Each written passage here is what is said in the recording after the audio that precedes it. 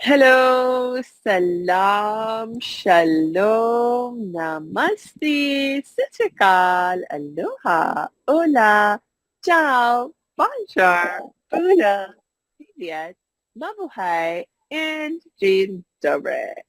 It's really, really good to be with you again, and I know you'll be so happy you're joining us today because we have a very cool guest with us. And actually, I would say even a very brilliant guest with us today. And it's Elysia Skye, who is an intuitive business coach. Welcome, Elysia. Thank you, Samia. Thank you for having me, dear. Yes, I'm so happy to have you. And Elysia, please tell us more about who you are and what you do. Oh, thanks, love. Well, I am first and foremost a speaker, author, intuitive business coach. Everything that I do is funneled through my intuition. I believe it's just as Mhm. important as a sense as seeing, tasting, hearing, all touching all the other ones, right? So, intuition-led creative person. I'm a video producer, podcast host. You name it, I've probably done it. I've officiated thousands of weddings. I have a handful of Airbnbs. So really, I'm an entrepreneur at heart. And in all of my years as a successful video producer and real estate investor and even a non-denominational minister and life coach, wellness coach, kind of taken it all and put it together, filtered through my intuition, said, how can I be the most helpful today? So that's really how I Mm, want to show up in the world, is just being a helpful human. I don't know if that's a job I title, love but it. I hope I so. absolutely love it. I absolutely love it. And in some ways, I can really relate to that also. I have been through my own journey of, growth and healing, all that good stuff. And the place that I am right now in my life, the most joy I find in life, the, the most meaningful, purposeful thing that gets me up in the morning is actually wanting to be helpful. Hmm. And so I so appreciate that about you too. Yay. So it's so important, and I think that's why we Yeah. connected when we did. And Yeah. so many people, when they find our way, whether it's to your show or my show or our Mm, businesses, they're feeling a lack of fill in the blank, right? And ultimately what it comes mm, down to is when you're not feeding your purpose, living on purpose, living your dharma, yeah. and for most Mm, people that is contributing in some way, whether yeah. it's in a business aspect or on a volunteer aspect or a creative aspect, people Yeah. tend to feel a bit disconnected. So we are here Yeah. to help them not feel that way as much. And I believe your audience is aligned with that. Yes. Absolutely. Absolutely. We are a, a community of change makers. And, I think for change makers, that is one of our defining characteristics, that we are driven to create change, not just for ourselves, but also to help others, to create positive social change. And so with that, definitely that wanting to help is such a central value and such a central aspect. And at the same time,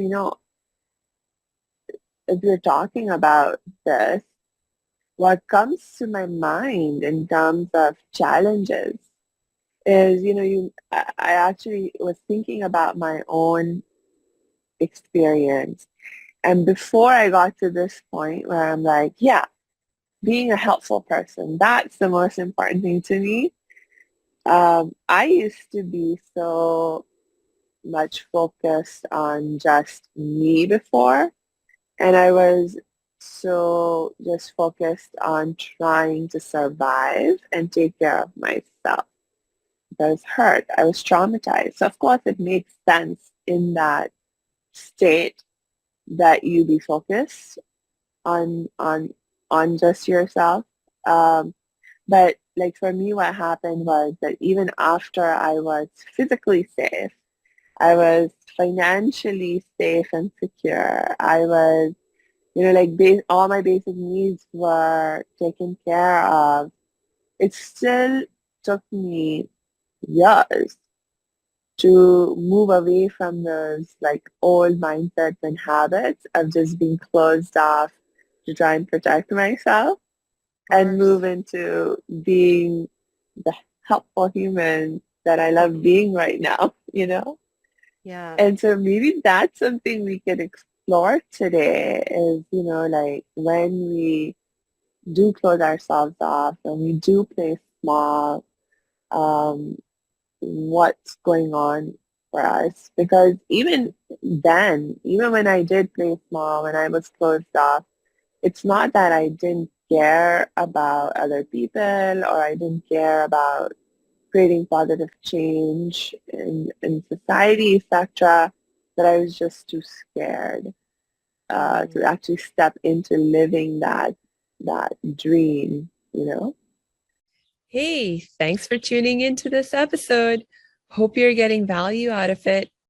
For your information, this episode has been sponsored by the Happiness 101 program. Are you a change maker, coach, trainer, or healer? Are chains of fear holding you back from making the impact and income you desire? Using a unique combination of positive psychology and the spiritual wisdom of our most effective change makers, the Happiness 101 program helps you break through your limiting beliefs and manifest the abundance and success you desire with fun and ease. Interested? Book a free Happiness 101 exploration call with me, your happiness expert, Samia Bano. Just use my online calendar link in the show notes. Now, back to the show. Yeah. I think that's fair. And, your story is incredible. And to be where you are now emotionally takes so much self-reflection and willingness to look inside, go inside, ask yourself questions, and want to be better. We don't have to stay focused always on the past in our therapy and in our coaching in order to heal and move Mm, forward. The present moment mm, is so important, and don't discount mm, looking ahead at what you want in your life and for your life. And my hit on that, Samia, is even when you were a little girl, you always still had that dream of where you are now and yeah. what else could be, right? I'm gonna Mm, get myself out of this and then I'm gonna help other people. And yeah. that's your sweet little soul, like who you came in as, is just this caring, compassionate person. So when we talk about powerless, and being powerful and mindful and mindless, they all kind of live in the same world here. And Yeah. one of my certifications and expertise is in mindfulness. So Mm, I want to answer your question with mindfulness in okay. mind. Okay. Yes. Yes. So when we are in the present moment and we are experiencing horrific trauma, and Mm, some people can only imagine, as long as we are breathing and we know that mm, there's at least some water or food, right? Like depending on your situation, if you have the wherewithal to go, in this moment, I am safe.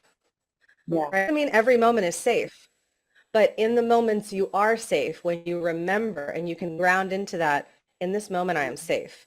And you don't have to worry what might happen next and what just happened to you. Right now, I'm Mm, safe. Right now, I'm mm, safe.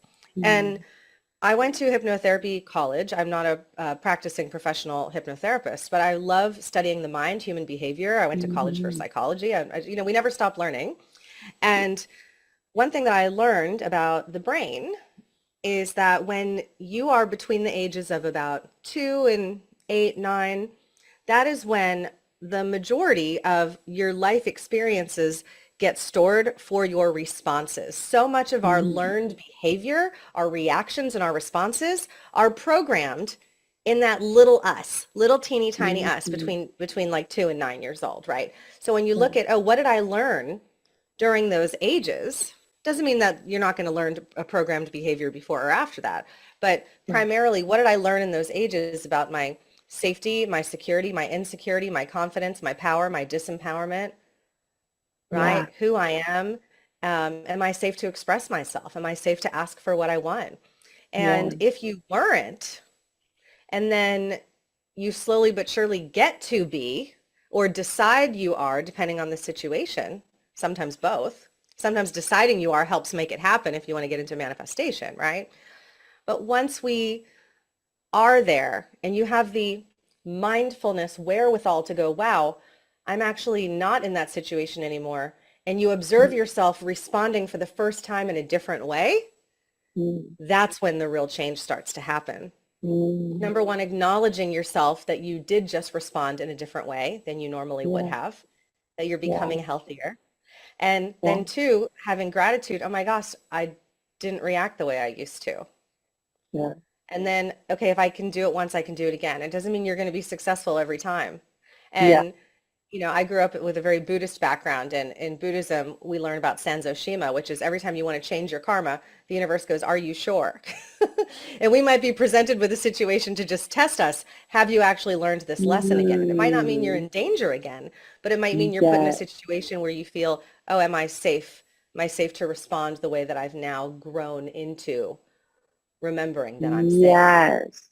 Does that make sense? Yes, it does. And the thing about it also is when we get placed in those similar feeling situations, it's not just, am I ready to commit to the change? It's also the universe, I think, giving us an opportunity to practice our more positive response and get better and better and stronger at it, because there are things that you just cannot learn in life without that practice, without that doing. I, like I'm just thinking right now about when I started consciously working on becoming happier, and we started learning like specific skills for how to take control of your happiness. And so you have a skill like practicing non-judgment.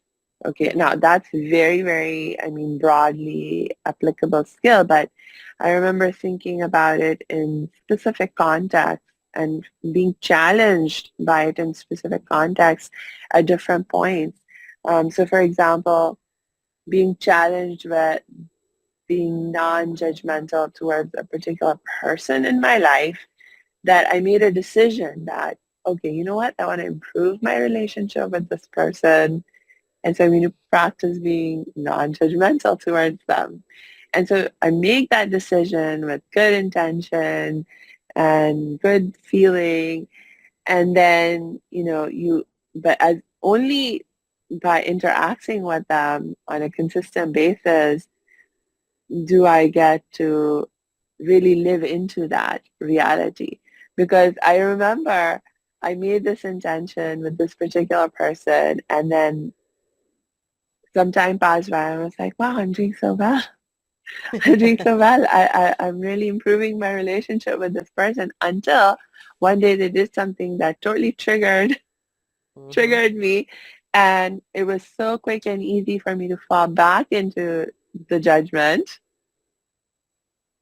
And then, it took me a while to remember, oh, wait, I should be practicing non-judgment around them Mm-hmm. and with regards to them. And then it was like, oh, am I still willing to do that? And yes, yes, I am. And That's so, a beautiful question. right? Yeah. And I love that. I hope everyone listening or watching asks themselves that when they slip up and go, huh, am I still willing to do that? Because the answer could be no. The answer could be, you know what? No, I just need to be friggin' pissed off right now. And right. And okay, then feel it fully. Don't bury it. And then, okay, how do I respond? How do I stand up for myself? How do I speak my truth? And ultimately, to become non-judgmental, there's a forgiveness process that occurs. Yeah. And, when we think about forgiveness, we assume we have to forgive the other person. But ultimately, what you just described is you have to forgive yourself for having the judgment. And when you look at the great masters who have taught forgiveness, Buddha, Jesus, Moses, Mary Magdalene, Mother Teresa, like these kind, amazing, brilliant Mhm. human beings, looking now at Eckhart Tolle and Wayne Dyer and students Mhm. of A Course in Miracles, right? It's like, we have to forgive ourselves. And that doesn't mean we are blaming ourselves or punishing ourselves. But when we have that act of judgment, which where does Yeah. it come from, right? It comes from fear. You said I'm triggered. I'm afraid Yeah. it's going to turn out like this again. Okay. Yeah. I judged. Maybe I was right to judge. Now I get to forgive that I think I was right to judge. Now I get to forgive that I judged. And all the while working to forgive that person. Yeah. Yeah. In Yeah. my world, it like always comes back to forgiveness. Yes. No, I hear you. I hear you. You know, do you think it is actually possible for us to practice deep forgiveness when it comes to our relationships with others if we don't practice deep forgiveness with ourselves? I believe anything is possible, but I think the faster path is to make sure you're doing both, and we have to forgive Mm, ourselves. And if you feel like they're guilty, but you're not guilty, mm, what's that about, right? Where's that self-righteousness there? Now, I want yeah, to be really conscious that there are true victims in the world who have been through horrific shit, right? So when you look at it that way, okay, yes, we are victimized. We can be victimized, but as you know, it's a choice to stay a victim or not, right? mm-hmm, So when you're talking about mm-hmm, making change, okay, yeah, I'm going on a journey to be happier. I'm choosing to yeah, no longer be a victim. I'm reclaiming my life. And you've done the work when you reflect back on the people who have hurt you and you want to wish them peace and love. mm-hmm, Because if the horrible, angry, violent, terrible people in this world had peace and love, they would yeah, be less horrible. yeah, are not horrible at all. Right. That, yeah, Everybody that just wants to be is, loved. yeah. Yes, I think people don't always realize and recognize that. That is something that they really need and want at a conscious level. Like I've actually, but I agree with you. I think truly that is really, really when if you have the, uh,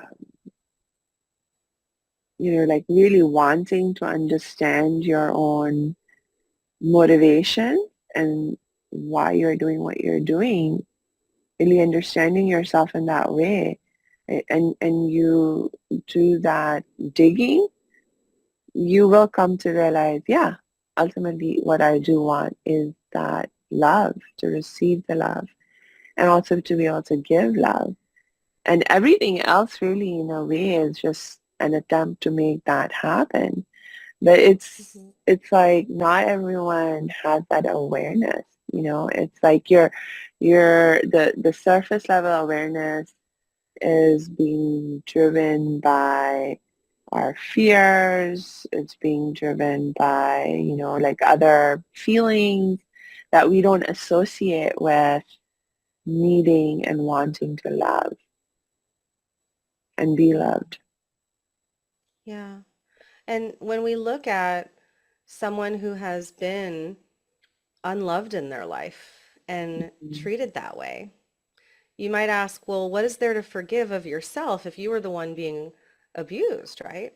And Yeah. what comes to mind is, can I forgive myself for believing I was unlovable for even a moment, Mm.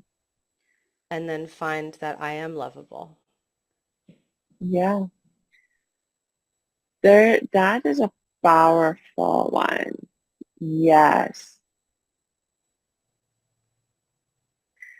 Wait, let me actually think about that for a moment. Yeah, To it's be, deep. to forgive myself for believing that I was unlovable even for a moment. Hmm. Okay, wait, but this raises for me the question, what do you mean by forgiveness in this context? Like, what Forgiveness are in we this doing? context Yeah. is the opposite of self-judgment, self-criticism, low self-esteem, Mm, disempowerment, learned mhm. behaviors of abuse survivors and violence survivors and anyone who has ever been treated poorly. We Mm, develop these behavior patterns and these reactions to think, oh, I'm not good enough. I'm fundamentally flawed. There's something wrong with me. I'm not lovable. yes. I'm not pretty. I'm not smart. I'm not all the things that Yeah. we are, right? So, Mm, oh my goodness, someone, we gave someone permission to take that power from us. And God bless us, we were young, we didn't know mm, better. But yeah. now we can go, I get to forgive myself for believing I was unlovable for even a moment because I am loved. Mm, And then the process in that is love, love, love. mm, Not shame, not yeah. guilt, not I could have or I should have done it differently or better. No, Yeah. you did it exactly. If you could have done it better, you would have, you know? So now you get to find Yes. that deep, beautiful love for yourself to start healing. I'm not asking you to Yeah. like go love and enjoy the people that hurt you. You know, I mean, that's like some good Buddha Jesus stuff right there. Yeah. They got really good at that. When we go through a process of forgiving ourselves for whatever it is that we might feel sad, guilty, shame, fearful about, it's not a process of, self-flag, I should have done this or I should have known better or I should have asked for help or I should have, no, don't shit on yourself, as they say, right? Mm, You get to go, I am lovable. I was mm, always I was always lovable. I am love. That's what I'm made of. That's what our souls are made of. That's what I believe mm, God is made of. We are all a part of this consciousness of love, whatever it is you believe mm, in. It is the energy of the universe. yeah. And in the perfection of love, when you have something that is perfect, there is nothing that is imperfect. The imperfections are the illusion. That is the ego. That is the mind going, oh yeah, you really are dumb. You really are ugly. You really are not worthy of having happiness Mm, and safety and health, right? And it's like, why? Why would we ever think that or believe that, right? mm, You go to interview for a job. Oh, I don't know. Oh, they're probably not going to pick me. It's like, if you're qualified enough and you're a nice person, you have just as good a chance as anybody else, right? So it really is a process of love and finding ways to use mm, love as a tool for healing. I'm not asking you to quote unquote love yourself in a rainbows and unicorns way. That's like, okay, well, I'm going to love every single thing about me. There might be things about you that you actually don't really like that whole lot, right? So I'm not asking you to go and look at the dark stuff that you don't like. I'm asking you to love and shine light on the beautiful parts of yourself that you mm, know are so wonderful, that were always within you, that nobody gets to beat out of anybody. Even if we dim our light sometimes to rebuild ourselves or to stay safe, it is always within us. Every person on this planet, every animal, every plant, every tree, we have that light. That's our mm, consciousness. That's our love. So we have it within us to heal ourselves. It mm. helps to have external conversations, life coaches, therapists, books, podcasts, all those things. Yes, and the number one tool you have is your own heart. You are lacking nothing. Mm. And if you forget that, you get to have a little mini forgiveness process and go, I am abundant. I am infinite abundance. I am love.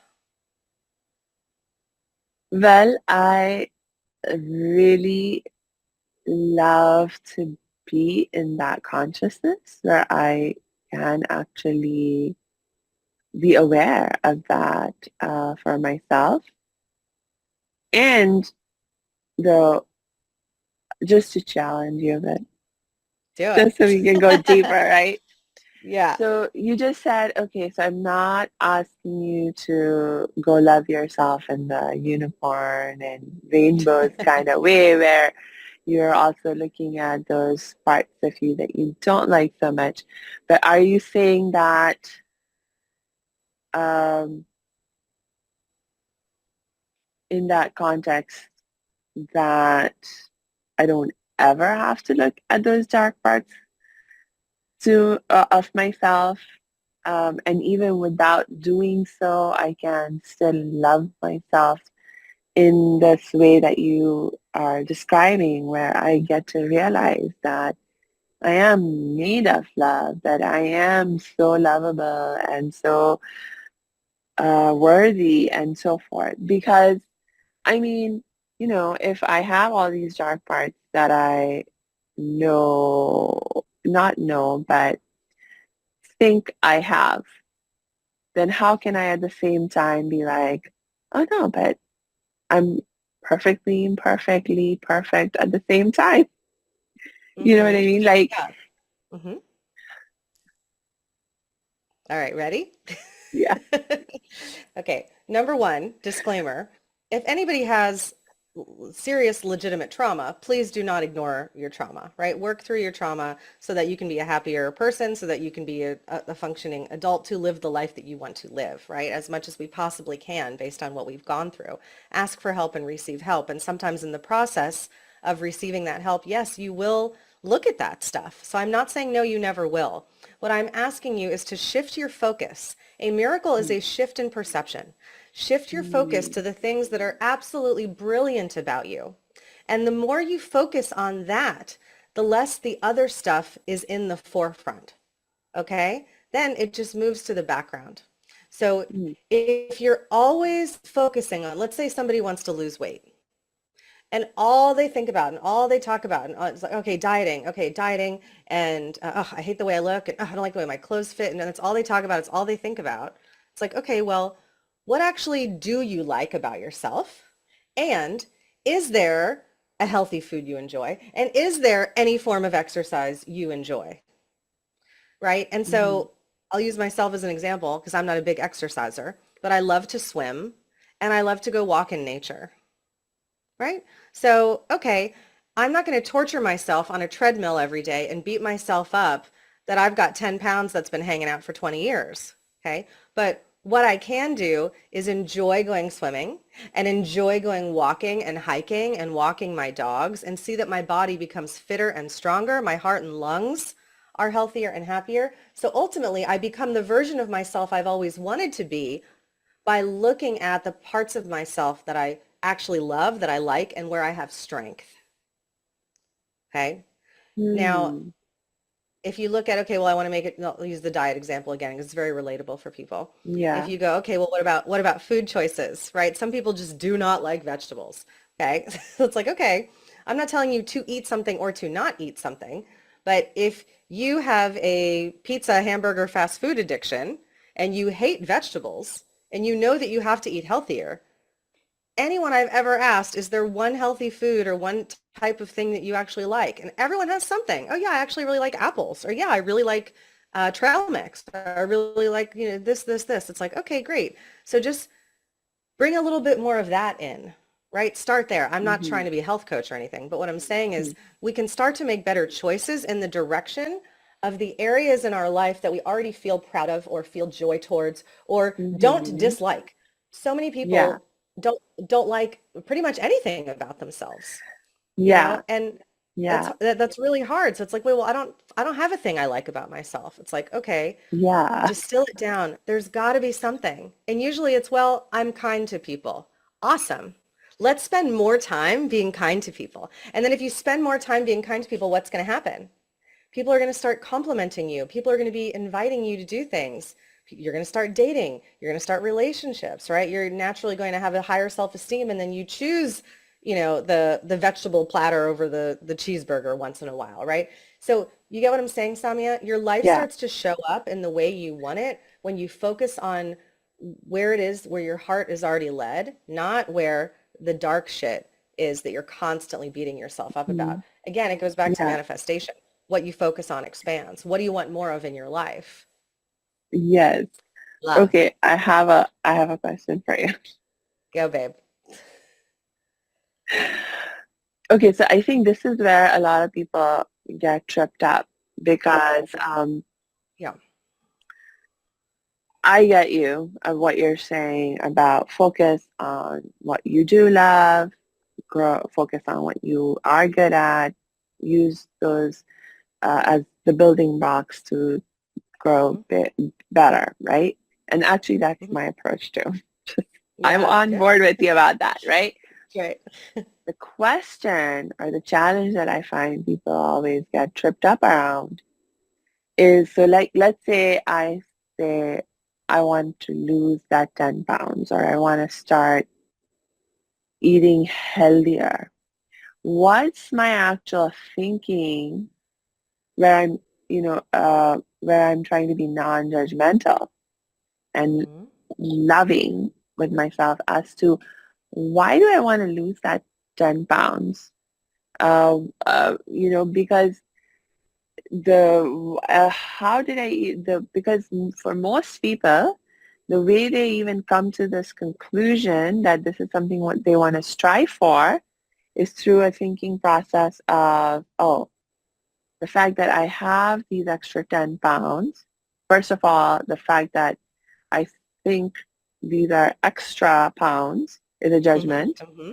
Hmm. Okay, then I think that having this extra poundage on me is somehow a bad thing, Hmm. and uh, and I relate that to, oh no, like this is something that's bad about me. Like I don't like this about me. This somehow makes me less desirable.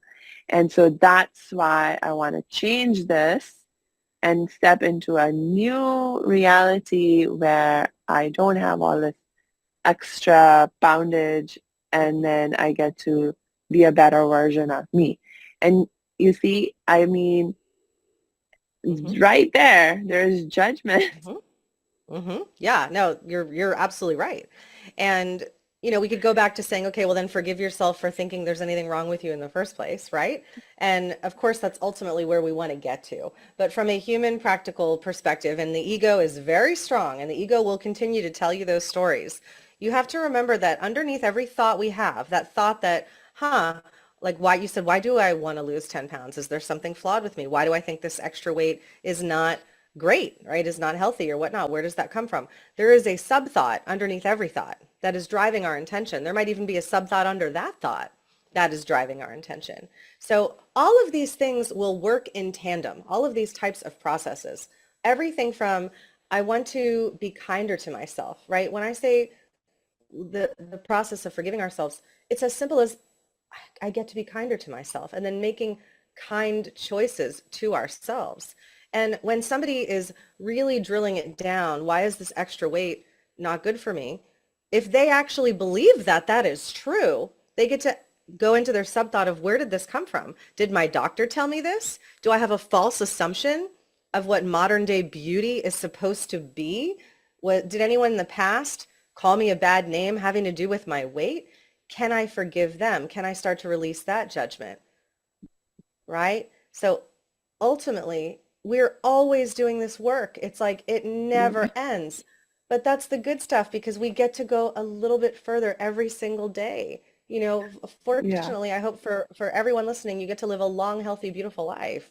And if we have 24 hours in a day and however many minutes that is and however many moments that is, if we can choose to be kinder to ourselves and kinder to those thoughts, kinder to our body, more loving to ourselves, and to start making bold, uncomfortable choices to go, you know what?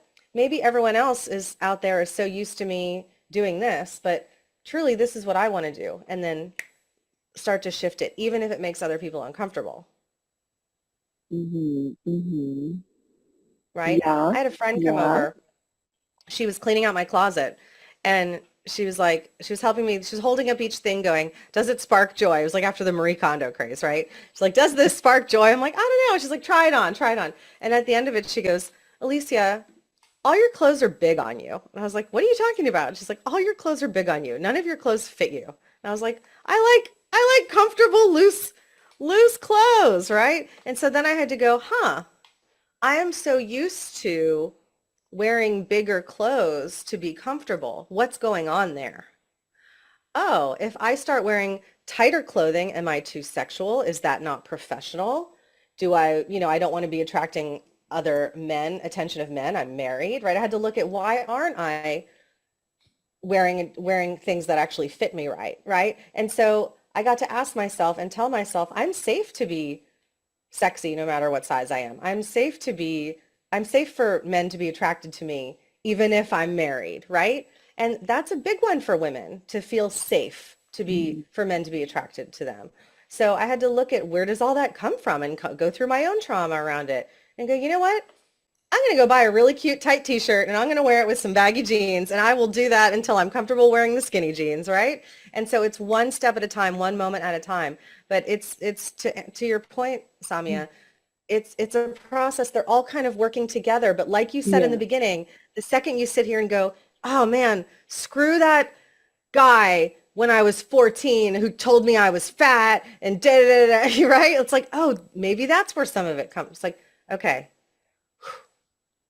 why do I need to keep giving power to that situation? I don't. Yeah. So every time I'm critical about what I put in my mouth or what I wear, I'm giving power to that dude from 1995. No, thank you. Then I can turn it around and go, I am worthy of being loved. I am beautiful. I am kind. I am loved. It's been proven over Yeah. and over. Am I willing to Mm. look at that? Am I willing to stop and see that? Yeah. Yeah. Am I uncomfortable with that? And breathe. God, this human game is so hard. But we will make it fun and easy. We will. We We, will.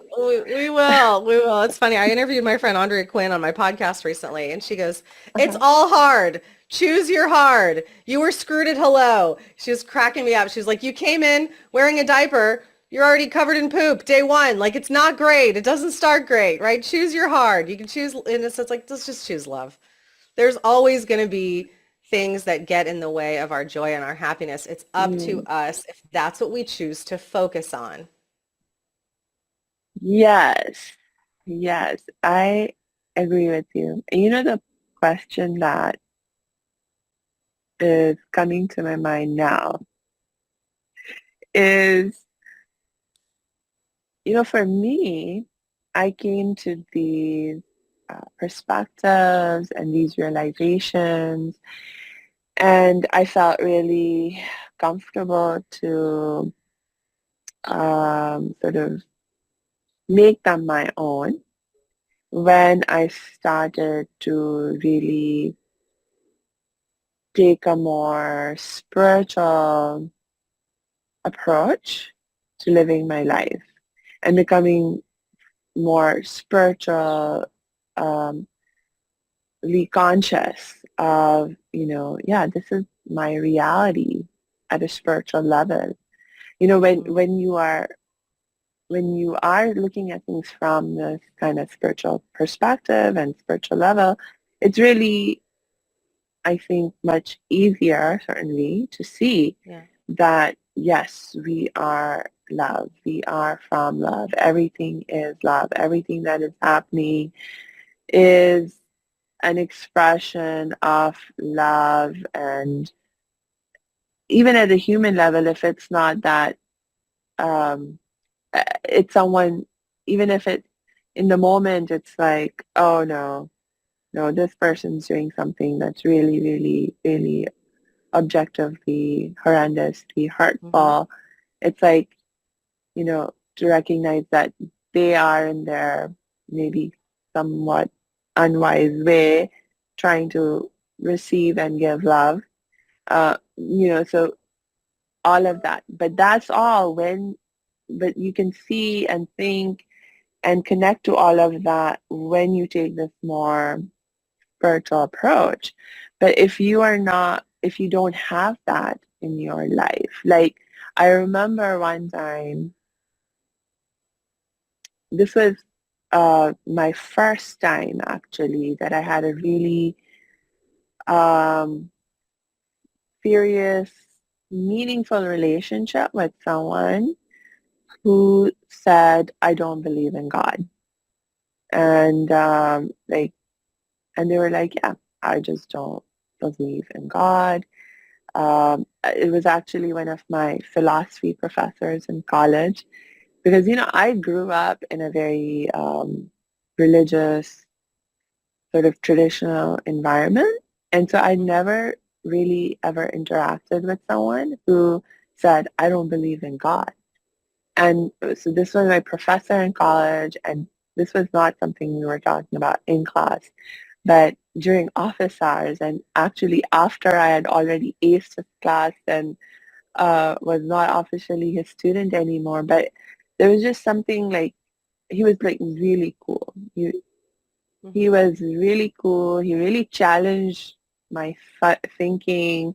He really challenged my ideas um, at so many different levels. And so I love to just go and talk to him about all kinds Yeah. of things. And I remember this one conversation where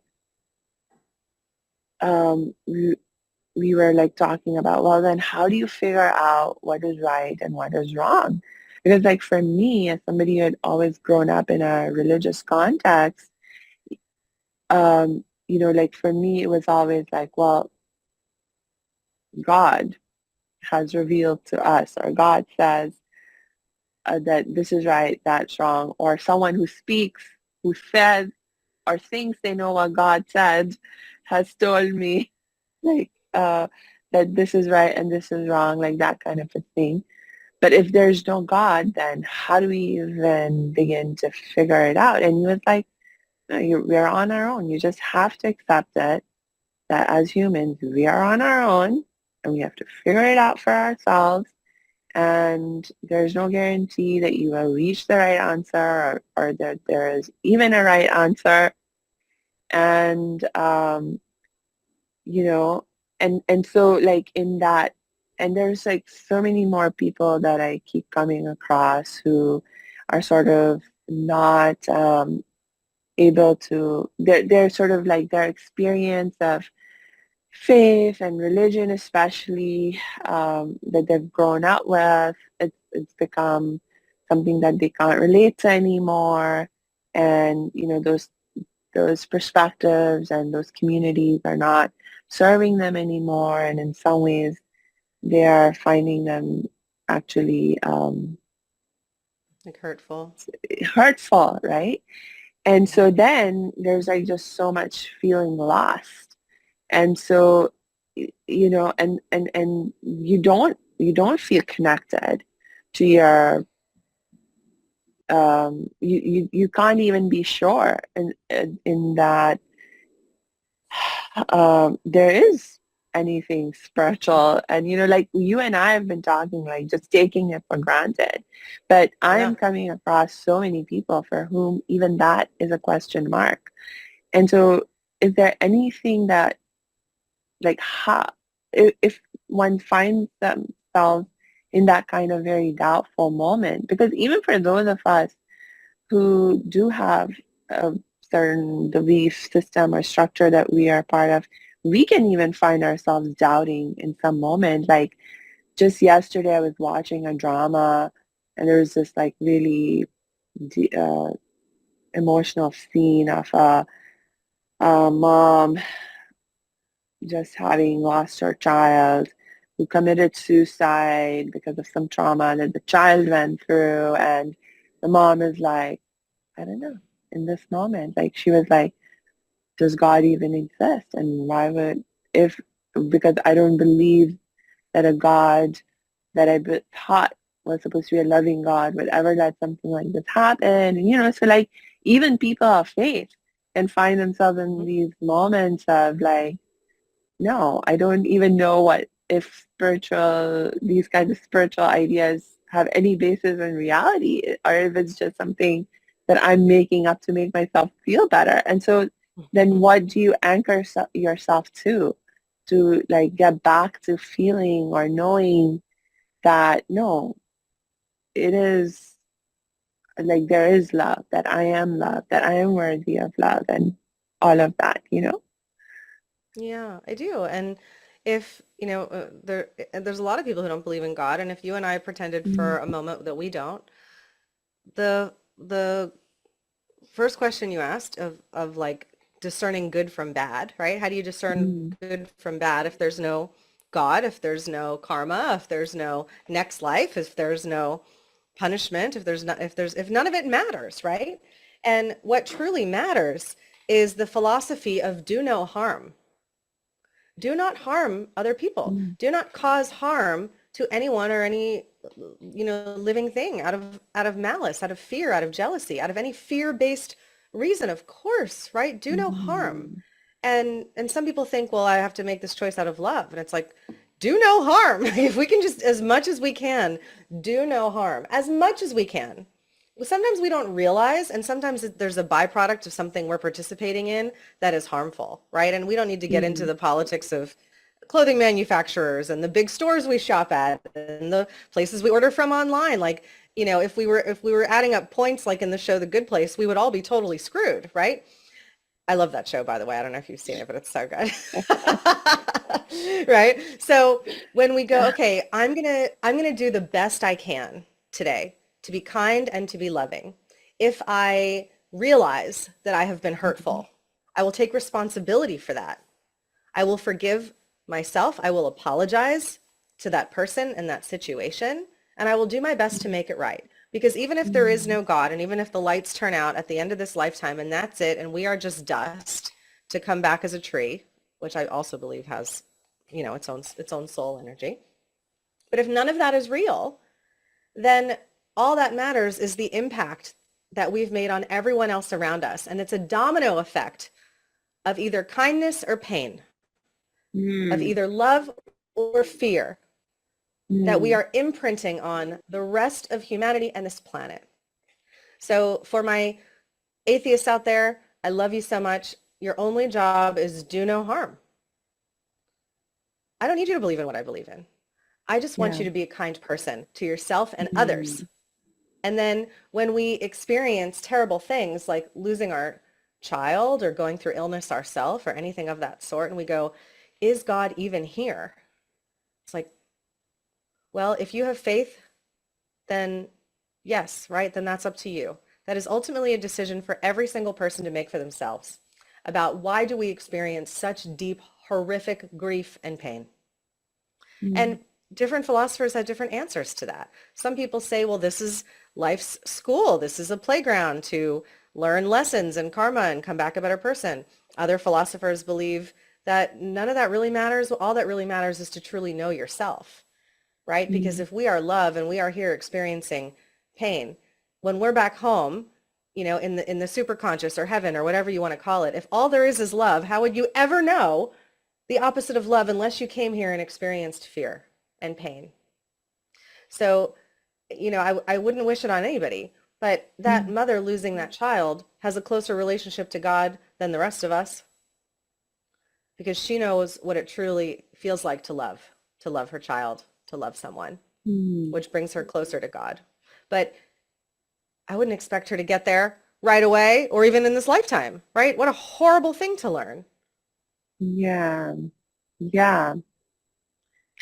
It's whatever fits your lifestyle, your heart, your belief system, and it's one Yeah. moment at a time for all of us. There's not one size fits all answer to spirituality. But at the end of the Yeah. road, we can choose love or we can choose fear. Yes, I like your approach of, let's come to an agreement with ourselves at least that we will commit to doing no harm.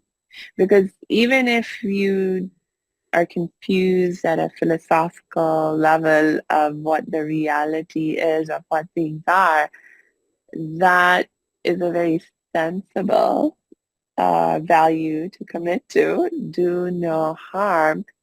Um,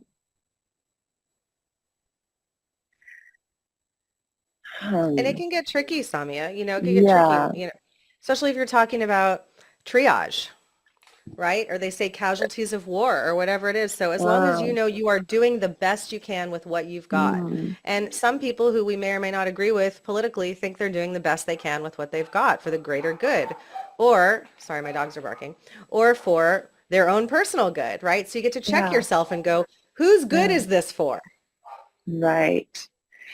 And try as much as you Yes. can to do for the greater good, but without doing harm. And that also means try not to harm yourself, please. And we harm Yeah. ourselves with so many thoughts, with so many perceptions, with so much Mm, mindless worry and garbage talk and thinking that yeah. we're not anything but amazing. Like it's a miracle that we're even here, that that sperm found that egg and it found its way and then it survived 40 weeks or so in a womb. I was born early, Yeah. but it's like, it's a friggin' miracle. It's like all a miracle that we're here. And then it just comes back to gratitude, right? Indeed. Indeed. Oh, gosh. You've just brought up so much, Elysia, that we could dig deeper into. I'm like serious. I'm like, oh God, I don't think I should ask you another question because then that will make us go for another hour of conversation right now, and we should probably wrap up for today. Well, yeah. Oh These are gosh. things I love to talk about, and I don't believe I'm really right about anything. I really believe that everyone is welcome to their own perspective. What I believe, what I say, and what Mm, I teach is right for me, and it's right for my clients who yeah, feel aligned with it when they come into my yeah, world. And if it'll be right for them for the yeah. rest of their life, that doesn't matter either, right? So when we look at right and wrong, good and bad, all that stuff, it's like Mm, be kind to yourself, be loving to yourself, make the best choice for you and your family and your yes, community and this planet. And everyone, regardless of race and gender identity or where they came from, where they're going, what they believe in, if they believe in something opposite of you, there has never been a greater time on this planet to practice kindness, compassion, and forgiveness than right now in America and in this world. I mean, come on. It's been delivered to us, this okay, okay, no, but opportunity. now you're making me have to ask you another question Okay, one more. because look, I'm with you. I'm totally with you on this idea of let's be kind to everyone and our whole planet. That is absolutely what I want. And yet, the reality for the vast majority of people is that at the level of consciousness that we are, at the level of awareness that we are, our understanding of reality as it is, which I like from my perspective is not very spiritually grounded. Um, there is there's no way you can even motivate yourself to treat someone who is not a part of your circle of concern. You just cannot treat those other people who are not already a part of your circle of concern the same way you treat the people who are part of your circle of concern. And your circle of concern is, for most people, relatively small. Like even with a simple thing like, when you talk about, for example, um, you just used a bunch of, like regardless of race, regardless of, like even if, um, let's just say talk about race. There are people who literally cannot see people of a different race in their full humanity. It's like Mhm. they just can't see it. That this person, that maybe, I mean, I don't know how deep in the psychology the dehumanization even goes. But Mhm. the fact is that they're like, if it's an issue of race, there are people who literally cannot see the humanity of the the, the persons who are of the other races, when it comes to like other characteristics based on which we face prejudice and discrimination and all of that. It's the same Terrible. thing. Like, Yeah. people literally cannot see the humanity of the other, and so again, it's sort of like, and like for me, that comes from not being as aware of our reality from a spiritual perspective, not being as connected to our spiritual realities. Because when you are coming from that spiritual awareness, you're like, oh, we are connected. We are one. But when you're not so connected to that spiritual reality or that spiritual perspective, then you literally cannot see that you are connected, that you are one. And then you don't treat, like, when you don't see someone else as a human, I mean, in their full humanity, then Mhm. you are very free to treat them like not An human, like a animal. thing, Mhm. and then you Mhm. and then you get to kill them or let them die and not even feel bad about it, Mhm. or that feel that there's anything wrong with that because they're not human, Mhm. uh, Mhm. in that sense. So, I mean, that's a serious challenge, and so that's why I'm like, how do you, so if I'm having these, and we all have some area or the other where we have this kind of Right. disconnect, and we are not even realizing it sometimes, but other Yes. times we are being challenged about it, and then we get up in arms and double down on our biases and whatever. So I mean, what? So then, how can we be like, oh no, no, I'm going to love everyone. I'm going to love everything, regardless of who Mhm. there are in terms of race, gender, etc., etc. Like, just Right. you know, So everybody deserves compassion.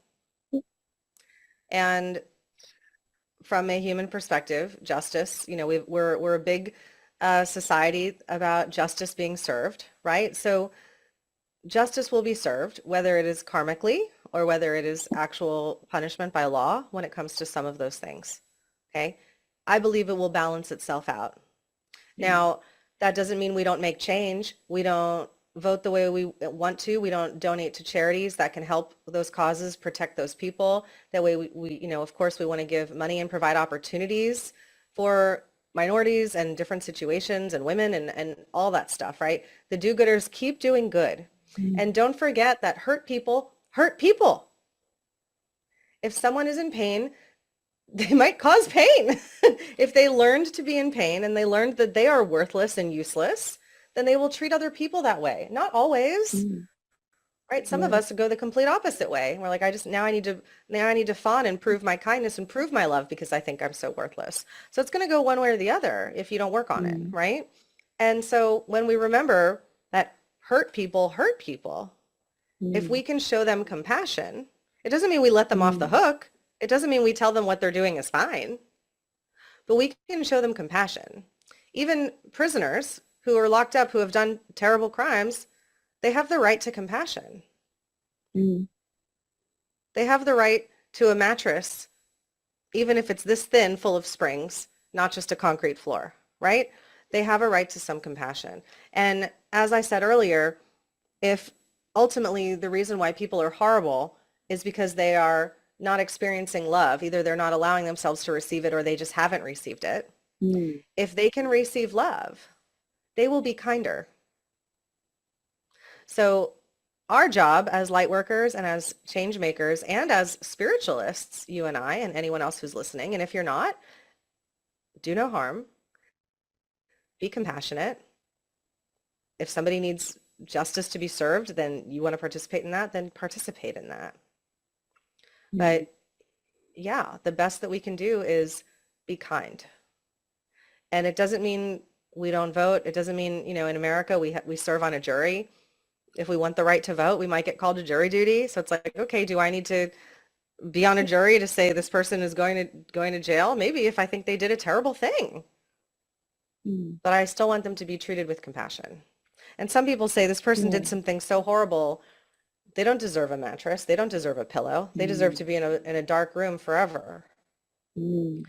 They will get theirs.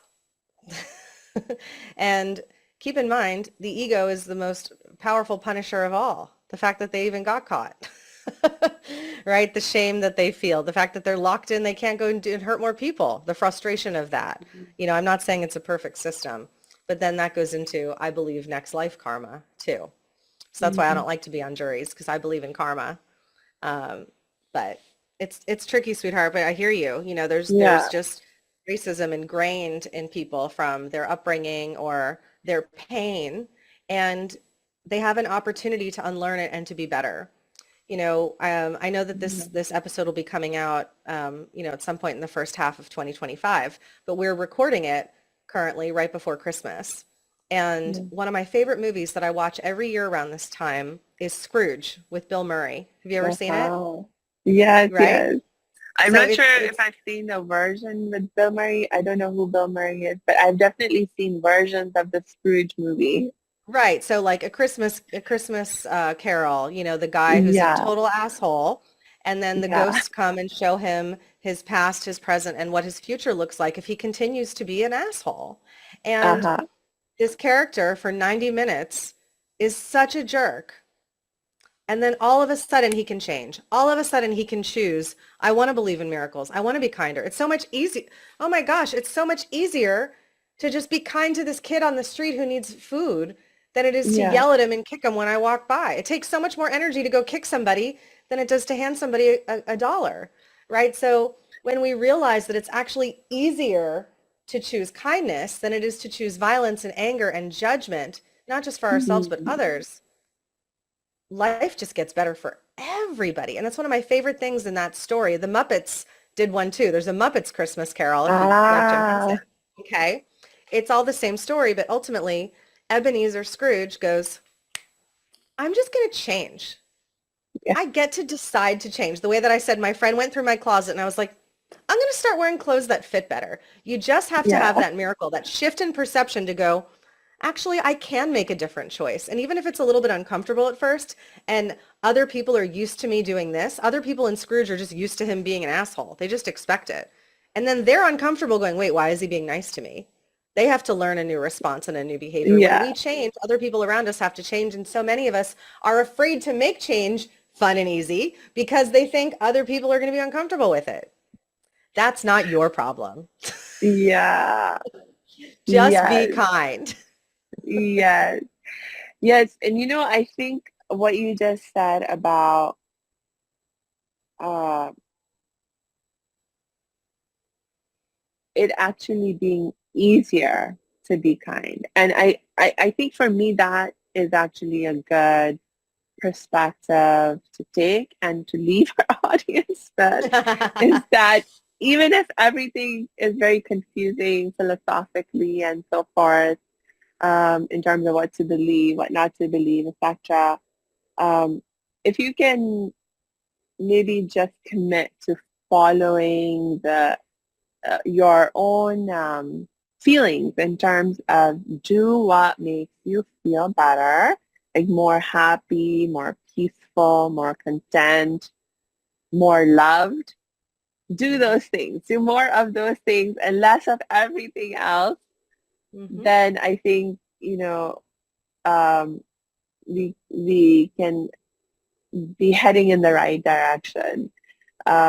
And I think that should I hope that is something that everyone can commit to with relative ease for themselves, um, that, yeah, I want to do what makes me feel more happy, more peaceful, more content, and other good feelings like that. Um, because I think everyone wants to feel those good feelings. So just do more of Yes. what makes you feel good like that.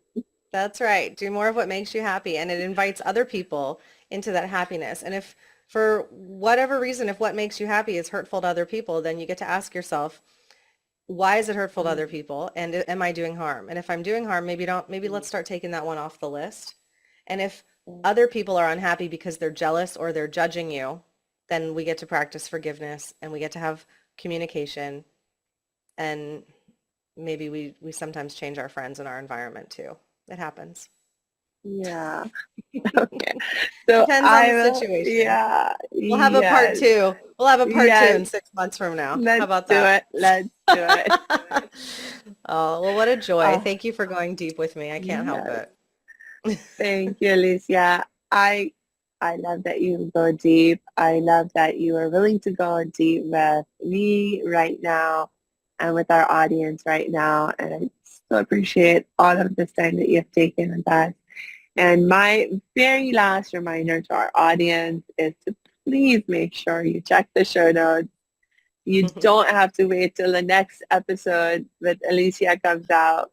Um, Connect with her now using the links that we are including for her in the show notes, and just get the help and support you need whenever you feel ready for it. And That's until we right. connect next time, I just wish you lots and lots of peace and joy.